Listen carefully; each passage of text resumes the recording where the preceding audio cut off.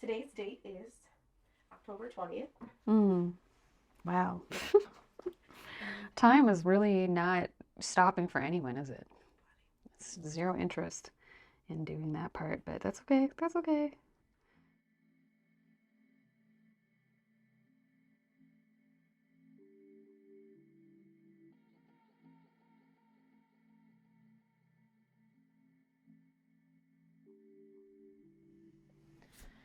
We just age a little bit with every moment.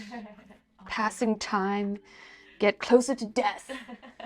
No biggie. No biggie, no big deal, just closer to I've been trying to make these like really kind of tender drawings for this piece, and I've found that like what I really want for Void is to have this like just like soft, tender, subtle point of focus in the middle of it that people want to come close to, that kind of like, sucks them in a little bit, like a black hole. Like they want to like get closer and find out what it is that's there, and it feels like inviting and like even just like kind of like cute, like inviting and like sort of like benign, but there's also like a little bit of tension and stress about like coming this close to something that feels alien or unknowable, or in some cases like not entirely visible, like so trending towards submerging back into darkness and invisibility. So I've been trying to toe that line. It requires a lot of pencil sharpening because the pencils need to be very sharp for this kind of drawing, is what I've discovered. This is not a drawing for unsharp pencils. Why is that? I want everything to be like small and gentle. So I'm working a lot smaller and softer than I usually do in the pencil crayon. But it's been like a really nice kind of experience of drawing. It's been really cute. And just sort of like tenderly being like, just a little bit of dark blue here. Just a little tiny bit. And then let it fade. And the very important part of this is my my hobby glasses, which here I'll give you like the full on, like my eyes are giant in the hobby glasses moment with my nerdy light. The light that I can stick on. This one has I think a 1.5 times magnification, 2 times. Nice. Yeah, and honestly it's like when your hand is magnified and you're looking at your hand, you can be so much more precise. Like it really, like that mind-hand connection really is enhanced by magnification. And I feel like when I can be subtle in a way that isn't really visible to the naked eye, it still makes a huge difference in like the naked eye experience, I agree. to like, it's like, I'm sad to mention Harry Potter because J.K. Rowling has been very disappointing in harmful ways to many communities. Especially communities that really appreciate what Harry Potter did for them in their lives, which is really sad. But I remember when I found out how carefully she'd planned the entire world of Harry Potter, that even parts of the world that she never wrote about, I was like, yeah, that's sort of how I've experienced the texts. Like you feel really held by somebody who's taking care of even the things you aren't seeing, So I'm like trying to do something similar with drawing, I think, by looking at this world much more closely than anybody else is going to look at it.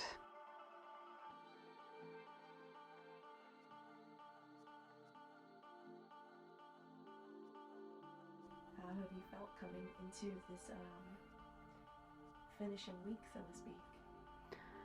There's been a lot of different types of feelings. Yeah, there's been a lot of different types of feelings. I felt like, I felt really nervous to finish.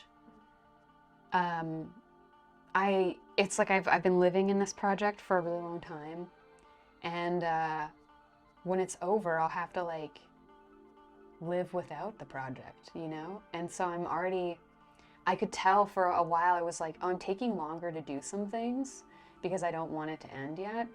And it has to end, And a couple of days ago, I finally got to the point where I was like, I'm ready for it to end and move on. But it feels like a breakup, in a lot of ways, to like end a project that you've been with for a long time. It'll be good though, because I'm ready to do other things now. So I'm ready for it to end, but there's definitely like some anxiety, some like reluctance to be apart from the project anymore. But I feel as ready as I can be right now.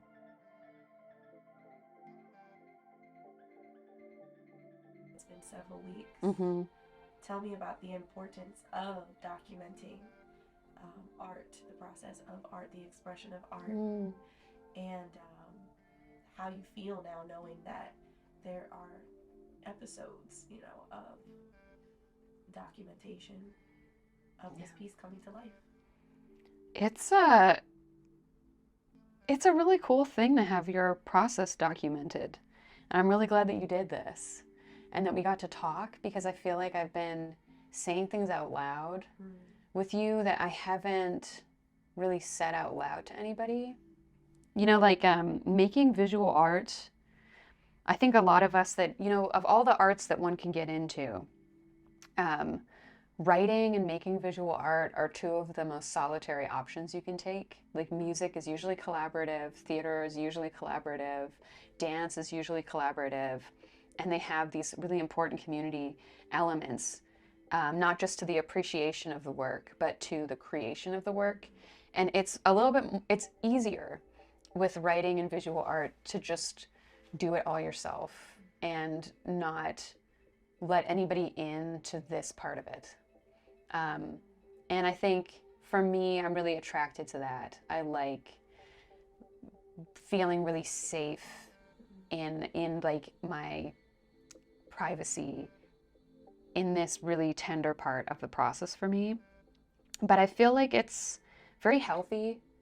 It's a very healthy thing to like let somebody else see you be vulnerable. I feel like that's kind of like the point of, existing.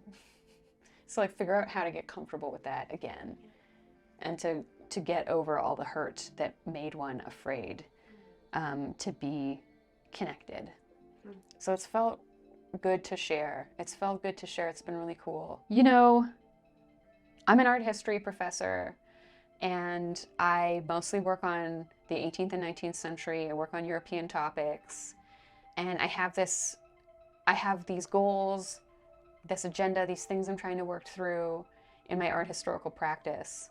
They mostly relate to how I try to navigate the art world. They don't relate as much to my relationship to an art object, whether it's one I'm studying or one I made. But I started my position at UNC 2 full years ago now. I'm in my third year as an assistant professor there. And being in the classroom full time has taught me that to get my students engaged and really like feeling strongly and deeply about what we're learning together and what the objects they're interacting with, that making is really important. And I think in many ways, the art market kind of likes it when we hide how we made things, because then the object is more magical. I think that's kind of the premise, right? We can charge a higher price for an object if the making of it feels totally inaccessible to everyone. If people don't feel they could do it too, then you can charge a higher price. So I think we can hide some really profound parts of the art process because we want that value. And I am definitely not here to make sure that the art market is doing okay. That's like not what my art history is for. or my art or me. Like I'm not super into the shape of the art market as we've built it. I think it is actually destructive to artists and destructive to art making and destructive to creativity. I think the art market in the shape that we have it discourages people from seeing themselves as artists, because how can artwork be super valuable and expensive if everyone feels they can be making it? And how can I feel special as an artist if everyone sees themselves as an artist? But I have been thinking about this for a long time and working through it. And more I really want people to feel that they can also do it and that they want to also do it, that they could appreciate it even if they can't do it. I feel like any road folks need to take to feel more intimate with an art object is a legitimate road. And if for some folks that road is, how is it made? Awesome, cool, that's great, you know? You could do it exactly the same way that I did it, and it would still look and feel different. And you probably wouldn't anyways, because that's not super exciting. But if you were doing it that way, good for you, you know? So I feel like I really like making my own process videos. I like you making this process video, and I like people really knowing what it was like for me to make these works. And connecting with that intimate space.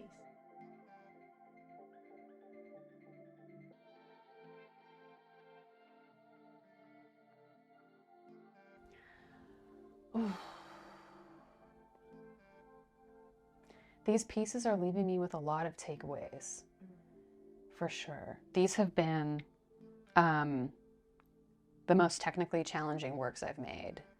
So I've asked myself to figure out how to do things I had no idea how to do before I started the project. So I had to teach myself a lot of new stuff and lean on people to show me, which is hard for me.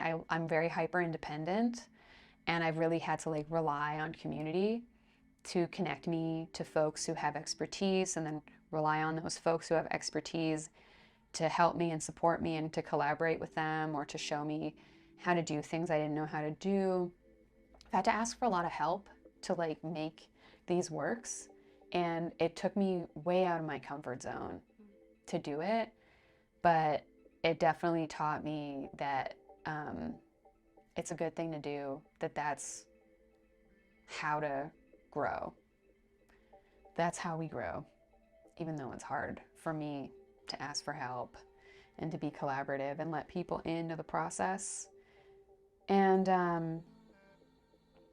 I feel like, oddly, even though I've talked so much about privacy and working on these in solitude and really appreciating that, I think that I've learned some really amazing ways that my community can support me in making better work and in keeping my bar really high for how I want my work to be, how good I want it to be to me. And my artistic community has really made me feel like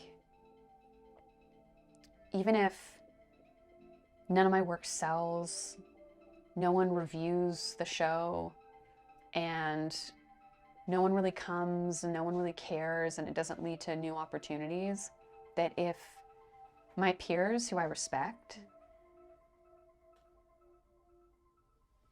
see what I'm doing, then I'm doing good, you know? And it makes me want to like be a good artist for much more virtuous reasons than I think can happen sometimes. Just be like, I want people whose work I really like to think my work is interesting, you know? And those folks, they're not looking to see if I'm well connected or popular or have great opportunities I could rope them in on, you know. They're just like, I like what you're doing there. Let me help you do it even better. And the rest of it is pretty unimportant. The rest of the art world is pretty unimportant to that. Mm-hmm.